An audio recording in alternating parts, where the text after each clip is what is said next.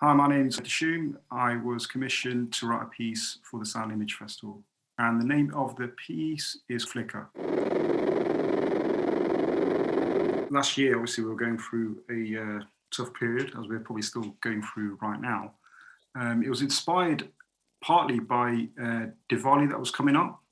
Diwali was in November. So it was just prior to that I wanted to do something that was kind of built and inspired around that.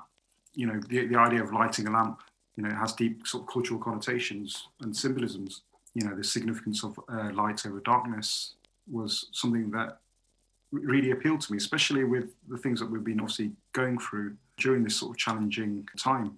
So that was partly one thing. So part of it was inspired by Diwali that was coming up. And also the piece was also inspired by this sort of antithesis of going against the online showcasing of works.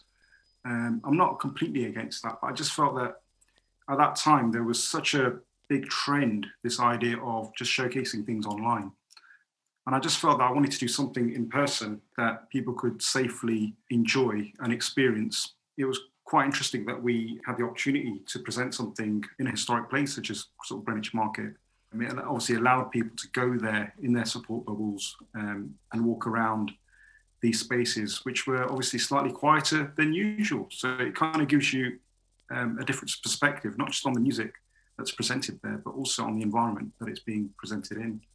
So I was kind of inspired by two things really, Diwali and going against the sort of growing trend of showcasing art and music works online. So you can hear crackles within the piece. There's also obviously deep bass, which features in a lot of my work.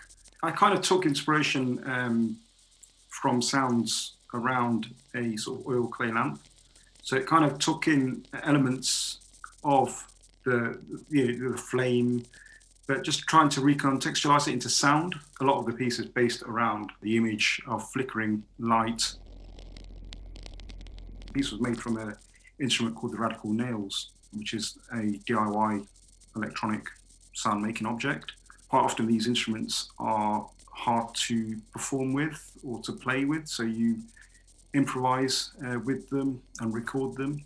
It's essential that the instrument can't really be controlled, and that's part of my ethos, the idea of embracing failure within these technologies. So yes, the piece was made using a DIY sort of noise instrument, and a case of using in the studio itself, incorporating loops, remixing and re-editing ideas. My background, I come from a DJ background, so I try to embrace that culture within the composition, the way the piece is composed.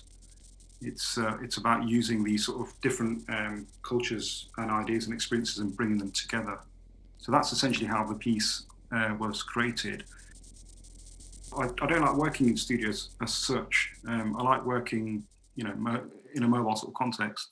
So it was quite interesting having to make the piece within just one space. Usually I go to a workbench, then I'll go to the studio, and then I'll go back to the workbench. So it's quite interesting just working in one place throughout, for this particular composition.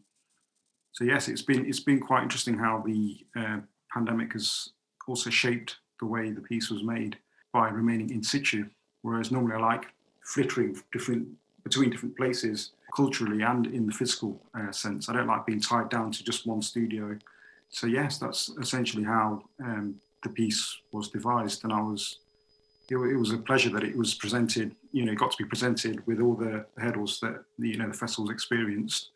I'm glad that, and I'm hoping that in the future we will be able to present it how it was originally intended, where people can actually explore the environment further with the sounds around them.